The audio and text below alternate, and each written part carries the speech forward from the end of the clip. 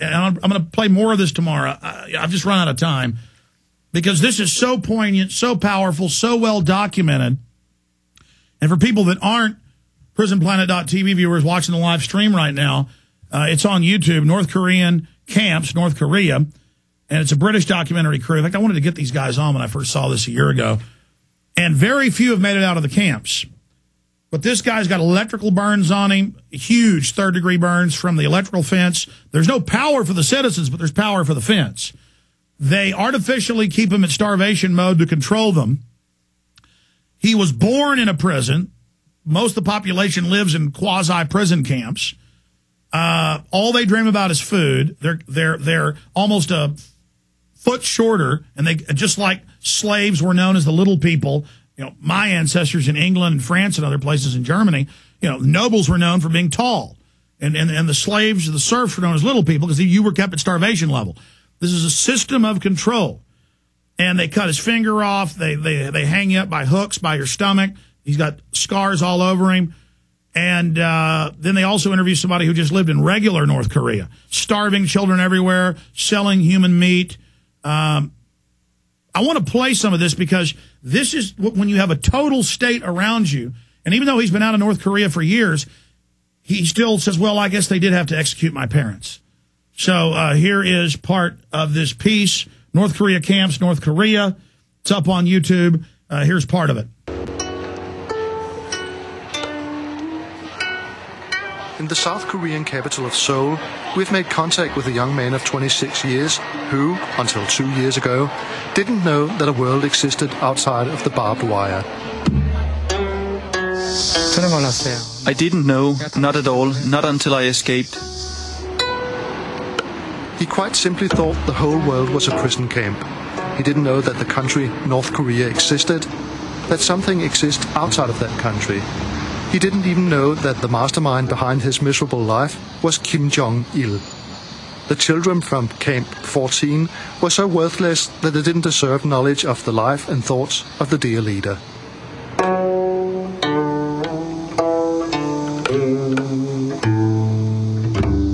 Shin Dong-hyuk is not special in the sense that he has escaped the North Korean prison system. Tens, if not hundreds of thousands of prisoners are locked up there, and a few have managed to escape.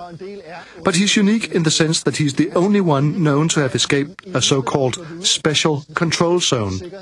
That's a special camp system within the camp system, where prisoners are expected to spend their whole life. He's the only one who has come out alive and has been able to tell his story. We meet Shin at an old prison. Here the Japanese kept, tortured and murdered Korean patriots before and during the Second World War. It's an environment that he recognizes immediately. I was in a cell exactly like that. Shin Dong-hyuk's story began on the 19th of October 1982. His parents were prisoners in camp number 14, isolated in the mountains north of the North Korean capital of Pyongyang. The reason why is not known, but as a reward for good behavior, they were selected for marriage and put together in a cell for 5 days. 9 months later, Shin was born behind the fence. One thing followed him every day. We were always hungry. The little boy was placed with his mother, but she worked every day in the mountains and mines from 5 in the morning. When she returned around midnight, she had no time for the boy. She often beat him. He learned nothing about common humanity.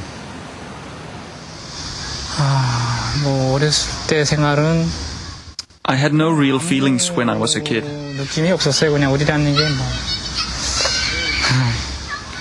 Two categories of people inhabited the world behind the wire.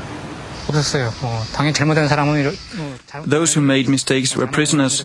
Those who made no mistakes were guards. In the eyes of the little boy, the starved and sometimes beaten woman who returned to him at night was the cause of his suffering. My mom had made mistakes, so it was only natural that we should live like this. I didn't even want to know why. Hit pause. Notice how, again, breeding them like animals as slave labor in the mines and cutting timber. And he still believes it's because his parents made mistakes. And so he deserves to be there. And see, that's now, a couple of illegal aliens in a parking lot were able to buy guns a few years ago. Now you don't get to have gun shows. See, and now France, 152 men and women killed each other in marriage.